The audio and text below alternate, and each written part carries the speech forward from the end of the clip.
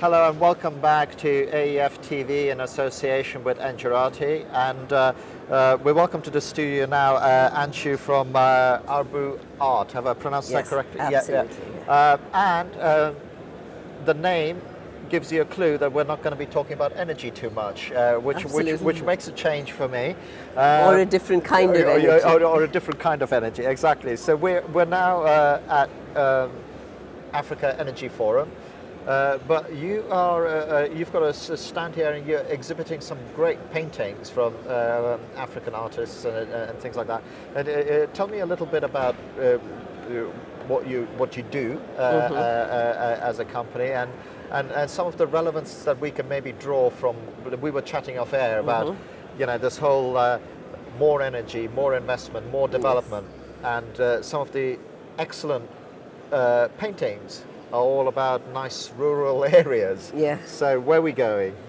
A little bit about what we do. Where we basically promote West African artists. We're slowly going to venture into other countries in Africa as well and other regions. But we actually go and find artists and then develop them internationally. We sort of give people round the globe exposure to this art, which is beautiful but has existed in a bubble. We have offices in London, and we're planning over the next year. We're planning shows in Europe, in Asia. We want to sort of show eastwards because we believe that the power base is moving eastwards. Yeah. And just to come to some of the pieces we were talking about, I mean, one of the pieces we discussed yesterday with you, Adam, was called Green Movement, and it's an artist from Nigeria called Idosa Ugwigo, who pays homage to the green movement of the earth, and it's this beautiful painting which has these horses running in a green environment.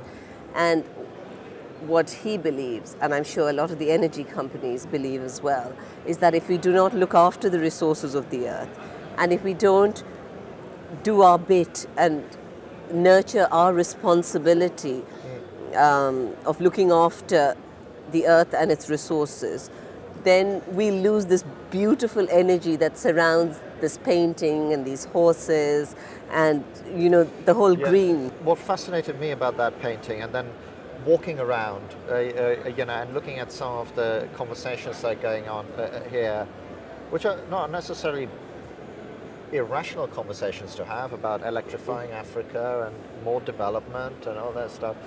But it seems to be at collision with what the artists are saying and what they're painting and their vision. Or do you see the two, this is a tough question, but are these two constituencies actually listening to each other? They have to. I mean, I'll give you an example of when I started. I used to buy art for fun. The artist convinced me to do this as a business. So when I started looking at it as a business, the first thing I did was sit down with a handful of the artists I was going to work with and say, okay, what do you people want to achieve? What are your biggest challenges? I mean, I had a whole list of questions. One of them was, what are your biggest challenges? And one of their biggest challenges is power. And they would all say, we can only paint 2-3 hours a day because our studios are totally dark. We don't have power. So, of course we need electricity, but the companies that do all this need to be responsible and do it responsibly. We all need to be responsible. Sure. I mean, without just pointing, we all need to be responsible. Even we as art companies need to be responsible. We go to all these fancy art shows and, the entertainment that we have and everything. When you have collectors from all over the world coming in, the amount that's spent in an evening can sometimes be more than what an artist earns in his whole year. But what is it that we're giving back? We all need to be very conscious, whether we're a big corporate, whether we're an art company, whether we're an electricity company, whether we're a gas company, we all need to be really conscious about what we're giving back. And the other painting that we looked at was, and I don't know the artist, we were discussing the framing.